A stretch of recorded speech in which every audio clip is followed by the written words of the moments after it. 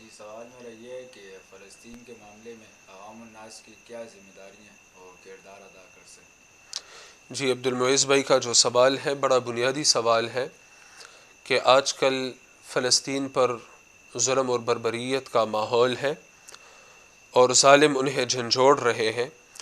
تو اب ان حالات میں ہماری عوام الناس کی کیا ذمہ داری ہے اور ہمارا اس میں کیا کردار ہونا چاہیے. 3-4 ذمہ داریاں ہم پہ عائد ہوتی ہیں. سب سے پہلی اور بنیادی ذمہ داری وہ تو ہے درد دل، کہ ہم فلسطینی بھائیوں کے غم کو اپنا غم سمجھیں، ان کے زخموں کو اپنا زخم سمجھیں، ان پہ برسنے والی میزائلوں کو اور گولیوں کو ہم یوں سمجھے جیسے یہ ہم ہی پہ برس رہی ہے. کیونکہ مسلمان وہ ایک جسم کی مانند ہے.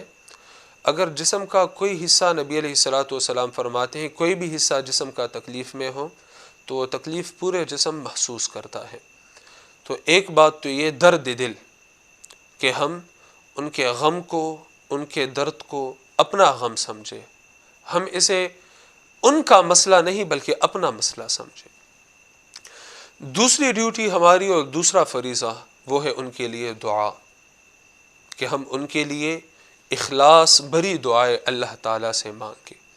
اور دعا بولنے کی نہیں، کہنے کی نہیں بلکہ مانگنے کی چیز ہے، کہ ہم اخلاص کے ساتھ ان کے لیے اللہ تعالیٰ سے دعائیں مانگیں اور یقین کے ساتھ. ادعوا اللہ وانتم موقنون بالاجابۃ. نبی علیہ الصلوۃ والسلام فرماتے ہیں اللہ تعالیٰ سے دعائیں مانگو اس حال میں کہ تم اس کی قبولیت کا یقین رکھتے ہو. تو درد دل اور ان کے لیے دعائیں. تیسرے نمبر پر ہے شوق جہاد. ہم جہاد کے لیے جا نہیں سکتے، لہٰذا وہ ہم سے ساقط ہے. ہم پہ لازم نہیں ہے کہ عوام الناس جہاد کے لیے چلے جائیں. کیوں؟ لا یکلف اللہ نفسا الا وسعها. اللہ کسی پر اس کے طاقت سے زیادہ بوجھ اللہ تعالیٰ اس پہ نہیں ڈالتا. لیکن شوق جہاد، نبی علیہ الصلوۃ والسلام فرماتے ہیں من مات ولم یغزو. جو شخص مر گیا اس حالت میں کہ اس نے جہاد نہیں کیا اور نہ ہی جہاد کے لیے اس کے دل میں کوئی تڑپ اور خواہش تھی، مات علی شعبۃ من النفاق، وہ منافقت کے ایک شعبے میں مرا.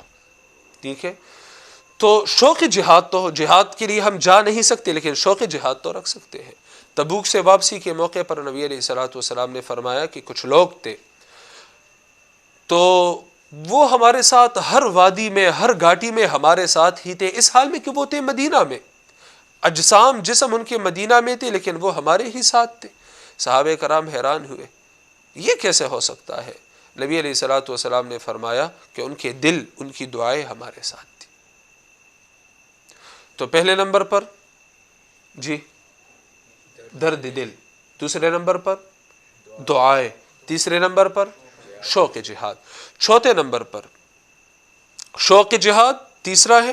چوتھے نمبر پر ہمارے جو حکمران ہیں تو انہیں ان کی ذمہ داریوں سے آگاہ کرنے کی کوشش کرنا، یعنی مختلف فارمز پر آواز کو بلند کرنا تاکہ کم از کم ہمارے حکمران انہیں احساس ہو جائے کہ اس معاملے میں ہماری کیا ذمہ داری بنتی ہے. اب ہم تو حملہ نہیں کر سکتے، یہ تو مسلمان حکمرانوں کا کام ہے. تو ہمارے ذمے کیا کام ہے کہ ہم اس انداز سے آواز اٹھائیں کہ ہمارے حکمرانوں کو ان کی ذمہ داری کا احساس ہو. اب انہیں احساس ہو یا نہ ہو یہ وہ جانے اور اللہ جانے، لیکن ہماری ذمہ داری یہ ہے کہ ہم اس حوالے سے بھی کچھ کوشش کریں، آواز اٹھائیں. اور پانچویں نمبر پر ہماری ذمہ داری یہ ہے کہ ہم حتی الوسع یہود کے جو مصنوعات ہیں، اسرائیل کے جو مصنوعات ہیں تو ان سے بچنے کی کوشش کریں. حتی الوسع کہہ رہا ہوں، مکمل طور پر 100% وہ تو ممکن نہیں ہے، لیکن حتی الوسع جتنے ممکن ہوں ہم یہود کے جو، اسرائیل کے جو مصنوعات ہیں تو ان سے بائیکاٹ کریں. تو یہ 4-5 بنیادی ذمہ داریاں ہماری بنتی ہے. درد دل، ان کے لیے دعائیں، شوق جہاد، ہمارے حکمرانوں کو ان کی ذمہ داریوں سے آگاہ کرنے کی کوشش کرنا اور ان کے مصنوعات کا بائیکاٹ کرنا، اور دعا کے ساتھ ساتھ ظالم کے لیے بد دعا بھی. بعض لوگ ہمارے بڑے ہمدرد بنے بیٹھے کہ نہیں کسی کے لیے بد دعا نہیں کرنی، حالانکہ اس موقع پر بد دعا، ہم بد دعا بھی نہ دیں. علامہ اقبال کہتے ہیں کہ کافر کی موت سے بھی لرزتا ہو جس کا دل، کہتا ہے کون اسے مسلمان کی موت مر۔ ٹھیک ہے، تو کافر سے مراد یہ ظالم کفار مراد ہے۔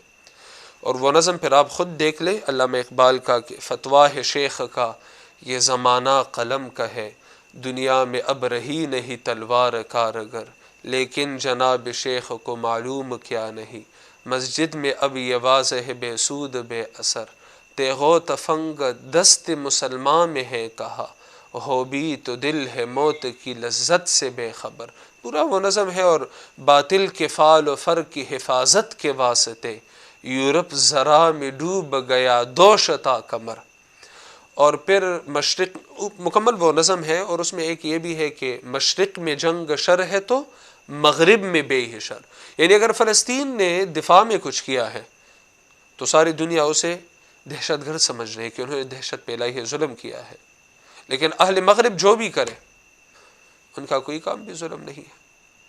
ٹھیک ہے، تو یہ نظم آپ دیکھ لیں تو اس نظم میں بھی جواب موجود ہے۔ تو یہ 4-5 ہمارے کرنے کی ذمہ داریاں ہیں، ہمارے ذمہ یہی کام ہے۔ اللہ تعالی رحم فرمائے، فلسطینیوں کی تمام مظلومین کی مدد فرمائے، اور ظالموں کو نیست و نابود فرمائے۔